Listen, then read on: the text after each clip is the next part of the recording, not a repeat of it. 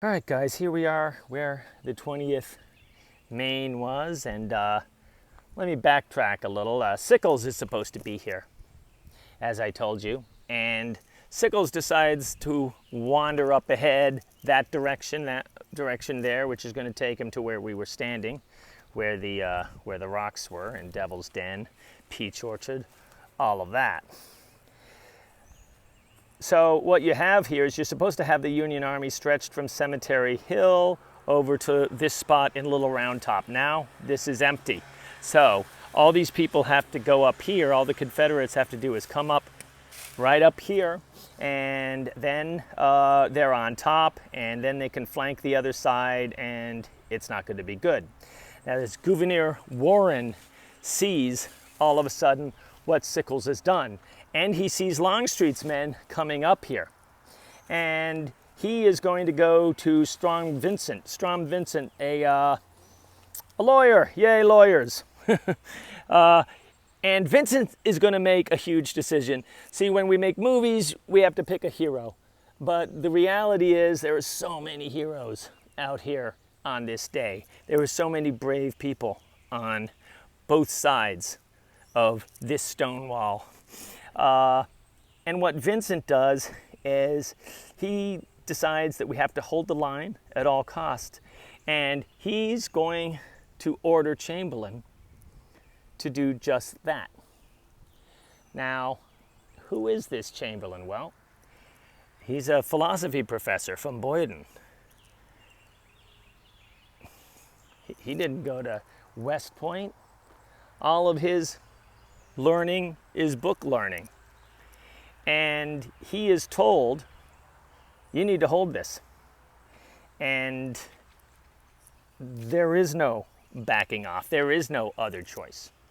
And so he spreads his men out here. And South comes up. The Georgian boys, they come running up this hill. And Chamberlain and his men fight them off. They get close, they go back down. And we know they were very close because we know what casualties occurred. This is a battle where there's very equal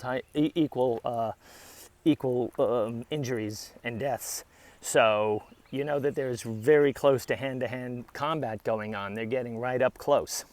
And as you can see, there's not a long stretch for them. It's not like you can look down half a mile like Pickett's Charge. You're going to be able to see the whole field and take your time and shoot them when you feel like it. If there's enough men to run up this hill, you're not going to be able to stop them all. So it's very tough fighting. They come back. They fight them off again.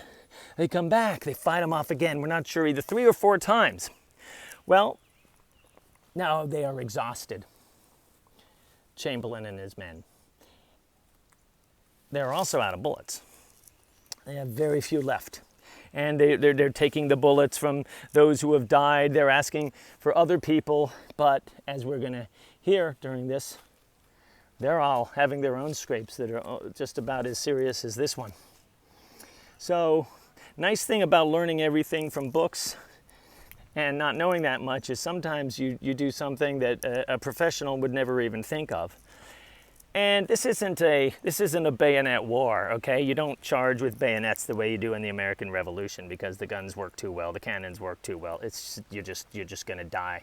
So there are not a lot of bayonet charges, but the way Chamberlain looks at it, well, I'm not allowed to go backwards, and I can't stay here because I don't have any bullets. So we're going to run forward. And he says we're going to do a wheel right. We're going to push them off to the side. And this is the funny thing about being run at by a bayonet. Everyone who's had this experience agrees it's for some reason scarier than running up against bullets. I mean, there's just something about that. For one thing, I think psychologically, when you see them doing that, you just have the conclusion that there's people behind them. You know, that only crazy people run at you. There's a story of in the Revolutionary War of a particular person in Monmouth just running headlong into a group of Britons, and they all run away from him because they figure there's got to be people behind him. So anyway, he's going to run right down here where I'm walking, and he's going to push them over to the side, and that's going to do it. So that's going to stop them. They're going to capture them here. It's really a battle of inches. Battle of inches. Here's the wall that the Georgian boys and the others were not able to get over, although they got darn close.